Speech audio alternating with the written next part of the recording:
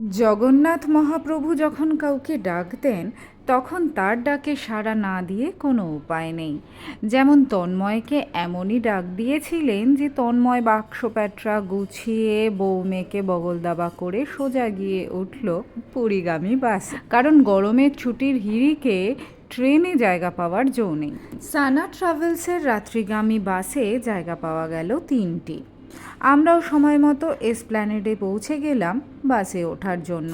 জিনিসপত্র রেখে সুন্দর কুপন দেওয়া হলো হাতে। বাস দেখে যার 2টো ডানা এক্সট্রা গজালো তার নাম হচ্ছে পালক। তবে ডানা গজানোর মতোই ব্যাপার, সে এক এলাহি ব্যাপার। বাসের ভেতর ঢুকে প্রথমেই একটা সিঙ্গেল বার্থ যেটা তন্ময় দখল করে নিল। আমি আর পালক নিলাম হচ্ছে ডাবল বার্থ। পালক অবশ্যম্ভাবীভাবে উইন্ডো সিটের দিকে।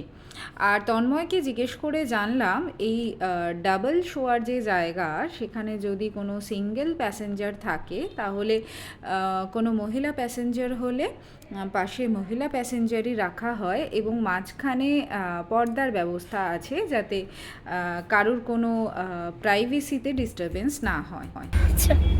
তো যাচ্ছি তো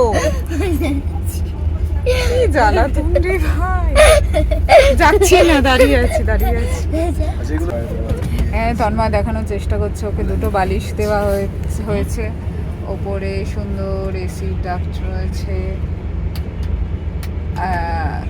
রাত্রে বই টই পড়ার জন্য আলো রয়েছে যেটা তন্ময় জ্বালাতে পারছে না।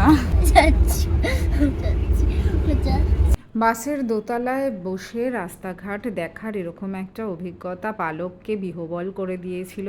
খালি পাগলের মতো হাসছিল আর কি করবে বুঝতে পারছিল না। রাত থেকে ভোর পর্যন্ত মোট 4বার হল্ট দিয়েছিল এবং খুব সুন্দরভাবে সেটা বাসের ভেতরে ঘোষণা করা হচ্ছিল, সবার জন্য ওয়েট করা হচ্ছিল। যদিও তন্ময় একবার বাস থেকে নেমে ভুল বাসে উঠে পড়েছিল, সে এক কেলেঙ্কারি অবস্থা। এই নিয়ে 4 নম্বর হল্ট হলো। 4 নম্বর হল্টে চা পেয়েছি, তন্ময় নিজের হাতে নিয়ে এসেছে। আর ভীষণ ভালো, ভীষণ স্মুথ জার্নি হয়েছে। তবে প্রতিটি কয়েনেরই একটা উল্টো পিঠ থাকে। ফেরার পথে সেই উল্টো পিঠের যন্ত্রণাটা বিলক্ষণ মালুম হলো। সে গল্পে পরে আসছি।